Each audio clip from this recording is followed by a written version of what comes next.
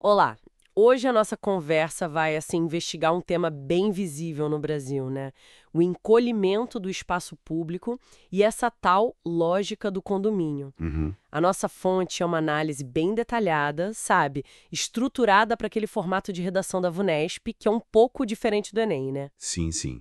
E a ideia aqui é entender os argumentos, a estrutura que eles usam para defender essa ideia, de que o espaço que devia ser de todo mundo está diminuindo. Bom, vamos tentar desmembrar isso então? Vamos. E o interessante, né, é justamente essa abordagem da VUNESP, que é a fonte de saca. Diferente do Enem, que sempre pede lá uma proposta de solução, Ah, é verdade. a VUNESP quer foco total na argumentação. É responder a pergunta tema, ponto. Isso, claro, molda todo o jeito que a análise constrói o raciocínio. Tá. A tese central é bem clara. Sim, o espaço público brasileiro está de fato diminuindo. E para começar a história, como ponto de partida, a análise volta lá para 1808. Nossa, 1808? A chegada da família real. Exato. Sugerindo que ali já começaram certas dinâmicas de separação, de controle do espaço urbano. Meio que a raiz do problema, né? Entendi esse ponto de partida histórico.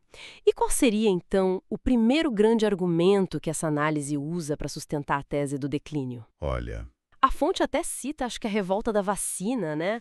Como o momento que mostrou essa tensão. isso, exatamente. A revolta da vacina como um exemplo dessa relação complicada da população com o espaço público. E aí, claro, traz um nome fundamental. O geógrafo Milton Santos. Ah, Milton Santos. Importante mesmo. Fundamental na análise. O conceito dele de cidadanias mutiladas. Cidadanias mutiladas. Basicamente, ele descreve como direitos que deveriam ser essenciais, tipo moradia, acesso à cidade, simplesmente não são garantidos para todo mundo. Entendi. E a análise conecta isso, na prática, com o afastamento histórico dos mais pobres, sabe? Sim. Tirando eles das áreas centrais e, ao mesmo tempo, transformando espaços culturais, de lazer, em lugares mais elitizados. Nossa. O que a análise sugere, e que é bem perturbador, né, é essa linha contínua. Desde aquela segregação que ganhou força lá em 1808, a gente vê um sistema que continua mutilando a cidadania de uma parte da população. E isso corrói a própria ideia de um espaço público de verdade, acessível para todos. Essa ideia de cidadanias mutiladas é muito forte mesmo. E como que a análise liga essa raiz histórica com o que a gente vive hoje?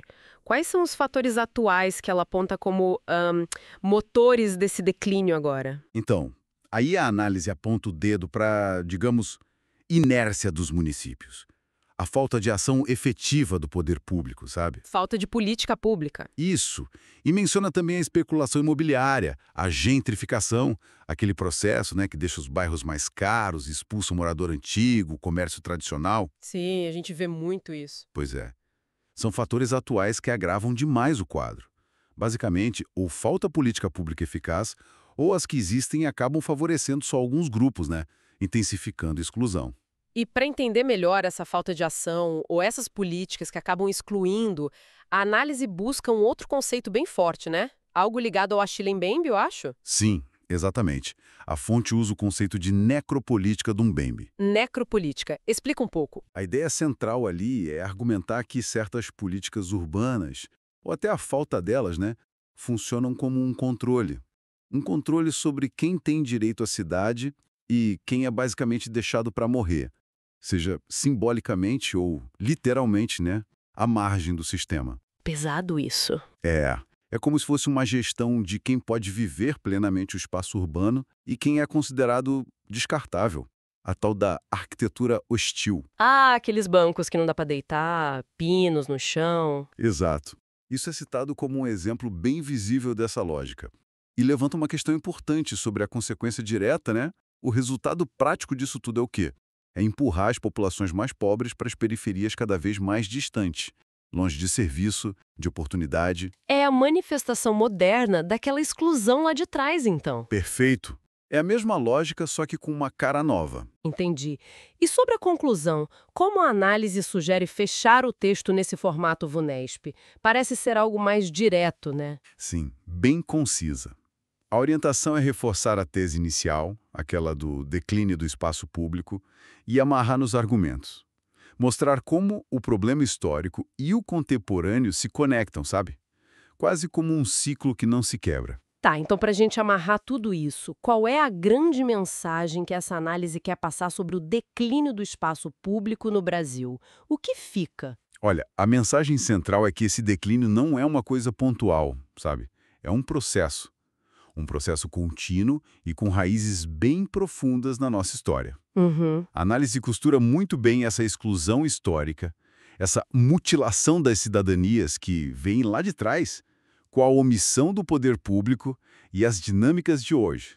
Especulação, a tal da necropolítica urbana, tudo isso junto. Faz sentido. E a análise termina com uma frase que é assim, um soco no estômago, né? Que resume bem essa continuidade. Diz assim: a chegada da família real acontece todos os dias, e quem perde as praças e a cidade é a plebe de ontem e a plebe de hoje. Nossa, realmente uma conclusão muito poderosa. E isso deixa a gente com uma reflexão para levar, né? Que talvez vá um pouquinho além do foco principal da fonte. Qual seria? Bom, para além de todos esses fatores históricos, econômicos, políticos que a análise discute, como será que no nosso dia a dia, sabe, as percepções, os comportamentos, como que eles continuam moldando e reforçando quem a gente sente que pode ou não pode ocupar certos espaços públicos nas cidades brasileiras hoje? Fica aí a pergunta, né? Pra gente pensar.